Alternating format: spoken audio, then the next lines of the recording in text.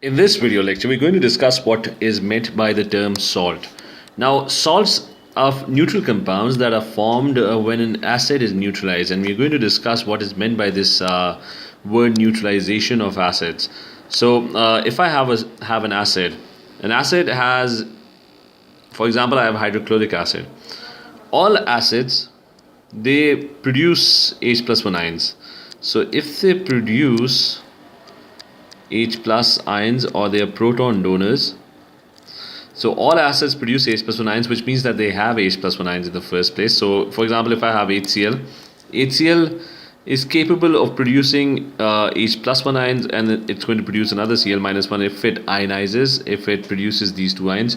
Generally in aqueous state, HCl would ionize to produce H plus 1 and Cl minus 1 ions.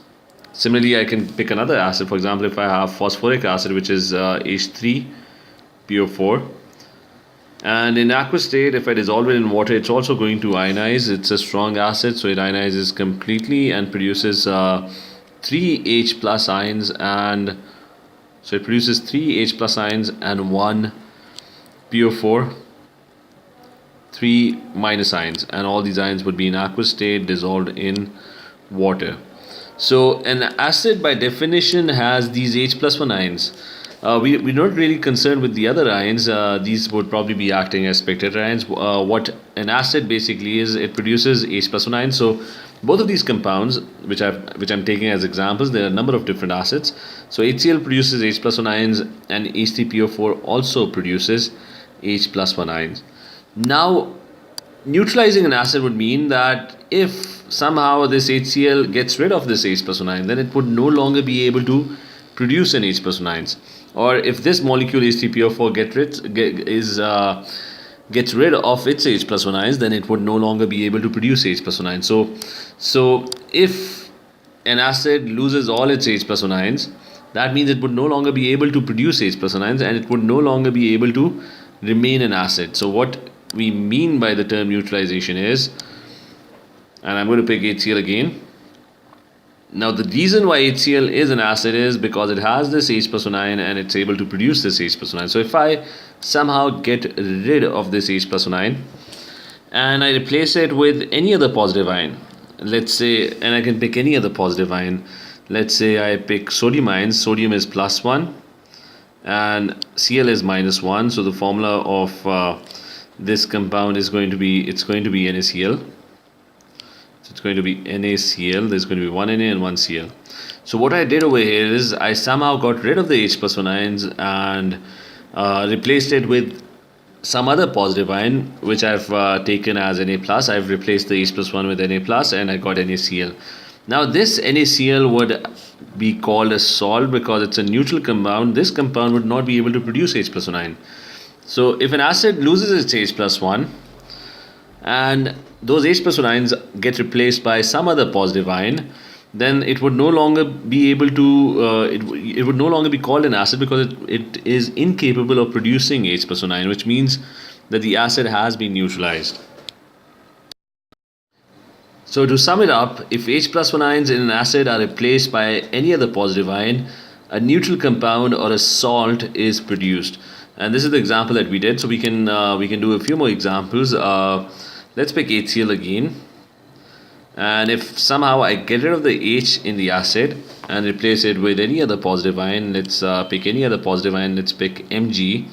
So I write Mg instead of H. Now Mg is 2 plus and Cl is 1 minus. So the formula would be, if I use the crisscross method, then the formula would be MgCl2. So this is the salt that would be produced if the H plus 1 are replaced by magnesium ions, and this salt is a neutral compound because it can no longer produce H plus 1 ion. It doesn't even have H plus 1 ions in the first place.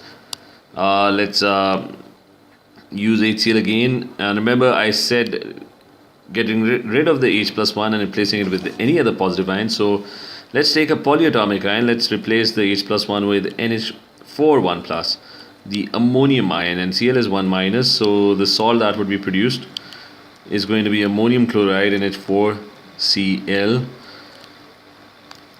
So NH4Cl is a neutral compound, and it's called an ammonium salt. This is called an ammonium salt. It's not a normal salt because it has an ammonium ion, so it's called an ammonium salt. Let's pick any other acid now. Let's pick H3PO4.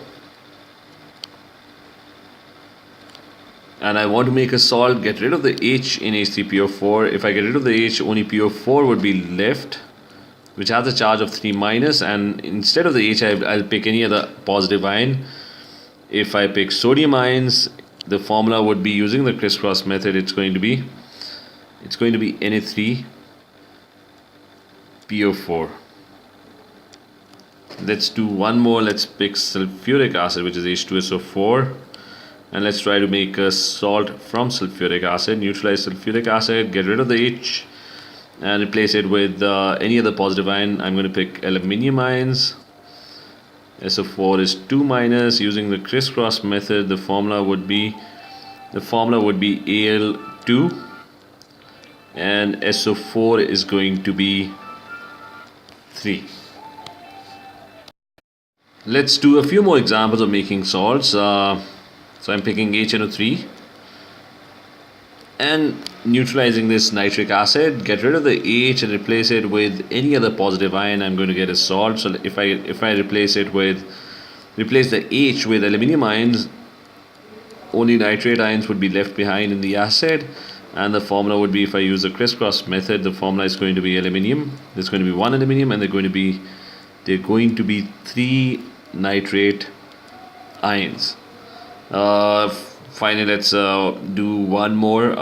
Let's take an organic acid for a change. Let's take ethanoic acid, CH3COOH. And in organic chemistry, it's this last H in the COOH group which is produced whenever ethanoic acid ionizes. So I need to replace this H with any other positive ion. So get rid of the H, and let's say I replace it with potassium. So it's going to be CH3CO -1, K would be +1, and this is the salt that would be produced, which is potassium ethanoate.